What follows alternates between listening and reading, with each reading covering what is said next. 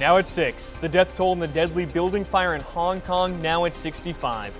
Rescuers continue to search for hundreds of people still missing. Plus, for someone that has given so much to his community, there's no reason why he should have not obtained residency. Community members rally to support a Portland chef who was denied re-entry in the U.S.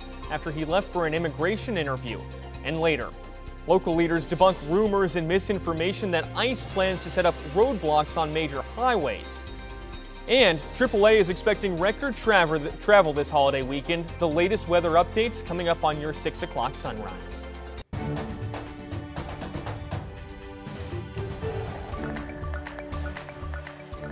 Good morning and thank you for joining us this Thanksgiving holiday. I'm Thomas Schultz. Rod Hill is standing by with that first look at your Thanksgiving weather. Rod. Well, I'm sure you've heard it. Good morning, Thomas. Happy Thanksgiving to everybody. What you heard was this heavy rain band that's now all the way up into the Cascades. It has been a fast mover. Look at the drying coming into our west. In fact, we're just in the last bit of rain right now in downtown Portland at 6 o'clock this morning. Now, while there is fairly dry weather all the way off to the coast, at least for a few hours upcoming through mid-morning, this will turn into just a cloudy, more typical scattered shower Thanksgiving day. Here are the raindrops still falling down in Salem, 47 degrees. Low cloud deck with rain in Portland from the Wells Fargo building, 45 is the number. We should warm up, especially with some dry breaks coming with the light showers. 50 degrees at noon. Could go as warm as about 54 for a high. This shows 52 at 5 o'clock. Now, a couple other things. Number one, snow levels today should hold at 5,000 feet. Passes just wet for travel. If you are going up into Washington, there will be several pushes of heavier rain coming through this afternoon. But south of Portland, it's going to turn into a pretty quiet day. Here's Thomas. All right. Thank you, Rod. And of course, with Thanksgiving, we got a lot of travel today. Here's a look at the roads. Fortunately, all green, so clear conditions all around our neighborhood. Fortunately, if you're trying to get out on the roads early for your Thanksgiving. Here's a look at some of the major highways in our area as well. Everything looks like it's moving pretty well along I-5, I-205, that's US 26 and I-84 as well. Everybody smooth sailing some so far. And taking a look at the flight conditions at PDX, FlightAware shows 3 delays, 0 cancellations for today. Once again, in the air, so far so good.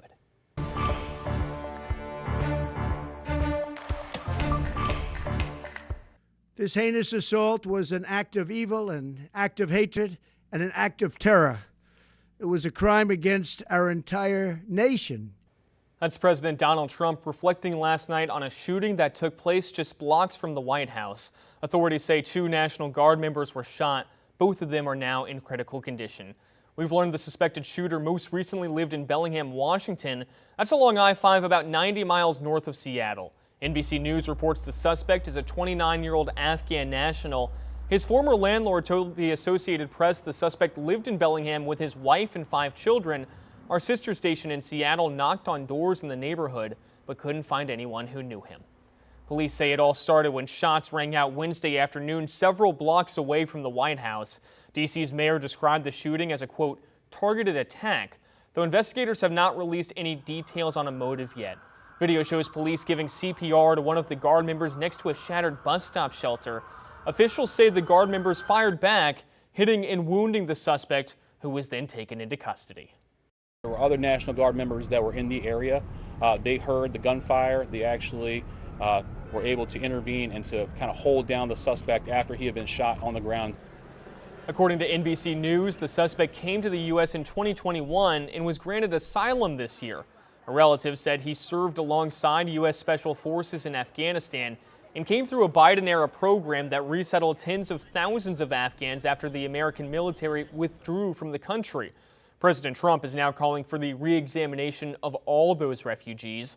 The president has also ordered 500 more National Guard members to D.C., despite a judge last week ordering the administration to end the deployment there.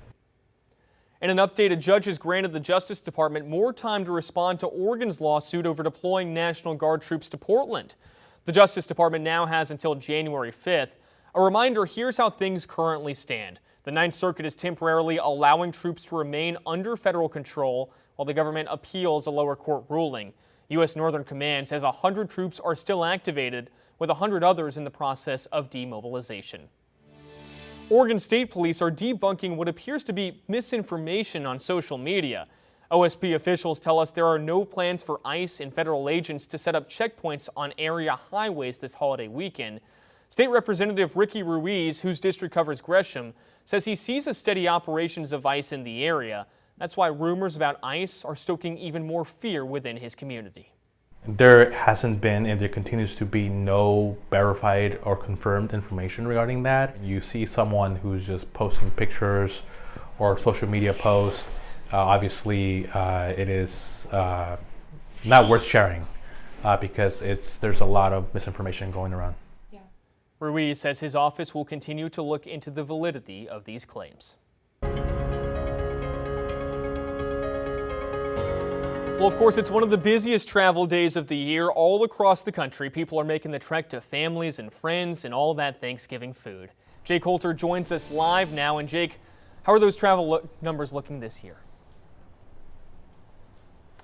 Yeah, Thomas, it feels like every year is a record-breaking year when it comes to holiday travel, and this year is no exception. AAA reports that nearly 80 million Americans will travel over the Thanksgiving weekend, and that includes more than 1 million Oregonians. Now, driving is by far the most common mode of transport, with nearly 72 million people expected to hit the roads. That's bigger than the pre-pandemic travel number of 2019. Nearly 6 million are projected to take to the sky, with a spokesperson for the Port of Portland expecting it to be busier this year. Right now is that busiest time of day between 5 a.m. and 9 a.m., or you could take neither and go by rail. A spokesperson for Amtrak says they saw more than 20,000 people travel by train for Thanksgiving last year, expecting this year to be even higher. Amtrak has added more trains here in the Northwest over the Thanksgiving weekend to help make the holiday less stressful.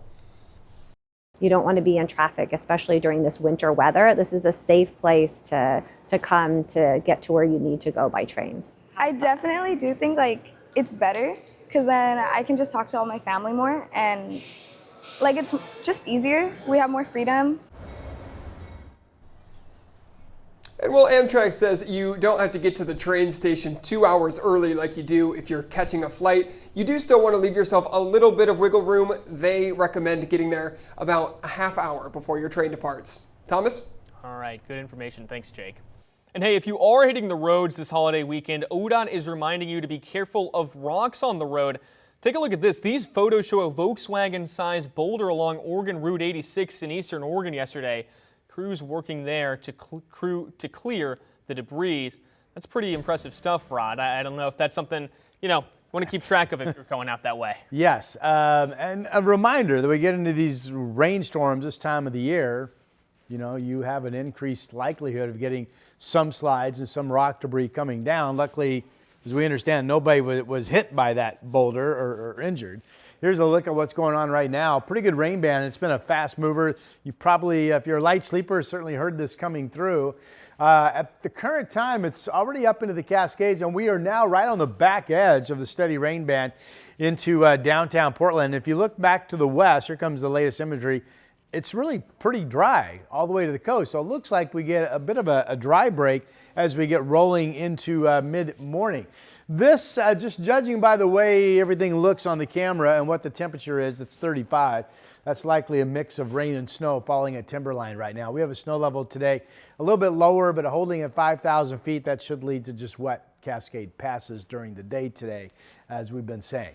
Rose City camera, pretty good visibility despite the rain that's been falling, and we're on the back edge of it right now, as we just saw. 45 is the number. Dry out in Forest Grove, 46, and dry weather coming into Wilsonville soon, where it's 47 degrees. Temperatures, as I say, not an issue this morning. 47 in Salem and Albany. Weather map for today. So for most of us, this simply now moving forward turns into a cloudy, scattered rain shower day. There will be surges of afternoon rain up to our north across Washington, and that rain could nip you folks in Astoria and also Kelso Longview. But to the south, it's going to be a pretty quiet day moving forward. 54 the high. We're dry tomorrow afternoon, tomorrow night, and Saturday morning. Rain chance Saturday afternoon, back to dry on Sunday. That is your update. Thank you, Rod. Northeast Portland Pizza Cart is closed after its co-owner and head chef went to Mexico for an immigration interview and was denied re-entry to the U.S. As Evan Watson reports, this news is sending shockwaves through Portland's food scene. Riva Cafe y Cocina, a pizza cart on Sandy in the Roseway neighborhood, is closed right now. Its head chef and co-owner, Roberto Hernandez Guerrero, can't get back to Portland to open it up. We knew it was a big risk for him to go because of that possibility. Damian Hernandez, the chef's son, says his dad is an undocumented immigrant who's lived in America for more than 20 years. Hernandez Guerrero applied for legal status after he got married in 2019. He recently went to Juarez, Mexico, for his scheduled final interview at the advice of his attorney. After paying, legal fees and going through this process for 6-7 years, why would you not go to your final step, if that's what you're supposed to do? He was denied re-entry to America. His life is here. He's a business owner. He's a homeowner. He's a, fond member of his community. He's a father to, a 6-month-old baby, a 5-year-old little girl. The case is rocking Portland's food scene. Micah Paredes, co-founder of Cornet Custard, has worked with Hernandez Guerrero at multiple restaurants. I was jobless, and he offered me a job, making pizza with him in this beautiful truck. And it was the stepping stone for me to be able to afford to build this place. He's just an upright citizen, and he's a hell of a guy, and we love him. Community members have so far raised more than $17,000 for Hernandez Guerrero and his legal defense, hoping to help bring him back to Portland. He's hiring ambitious young cooks that want to learn. For someone that has given so much to his community, there's no reason why he should have not obtained residency. Damian Hernandez says his dad is hoping for legal advice to appeal the denial. I spoke to him yesterday, and he's looking a little bit more hopeful. He's seeing the support that his community has given him on social media and, through the GoFundMe platform. So he's very thankful, very grateful. And, he hopes to someday be able to repay these people in one way or another. The legal status denial comes as the Trump administration continues its immigration enforcement efforts. We reached out to the Department of Homeland Security for comment. The agency is still looking into it.